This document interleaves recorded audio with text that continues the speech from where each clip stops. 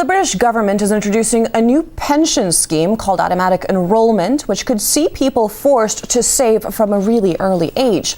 Lawmakers claim that it will ensure everybody has money to live on in retirement. But as RT's Sarah Firth reports, many see it as just one more financial burden. Pensions and retirement aren't really things that you think about when you're young, but now if you're age 22 or over, you might have to. The government's new auto-enrolment scheme is being billed as the biggest shake-up of the pension system for over a generation. But just how much of a burden is this going to place on people who are just starting out? As you race through life, it can be hard to keep the piggy bank replenished. With so many other things to fork out for, pensions seem like just another financial hurdle.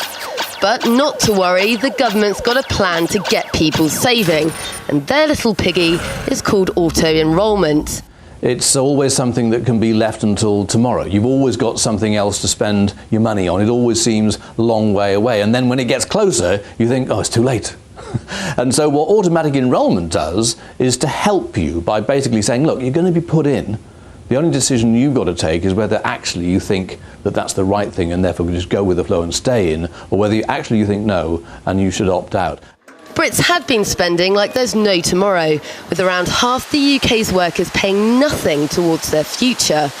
But with an ageing population, automatic enrolment will force companies to sign up every employee. Even those earning far below the average salary will be eligible. A wage of just over £8,000 a year is enough to make it apply. But the first some will know about it is when they see less money in their already modest paycheck. Well, I suppose you've got to look at it. There is, of course, going to be a cost to it. So it is going to cost people some of their actual hard-earned income every month. But having said that, it's money that's very well spent.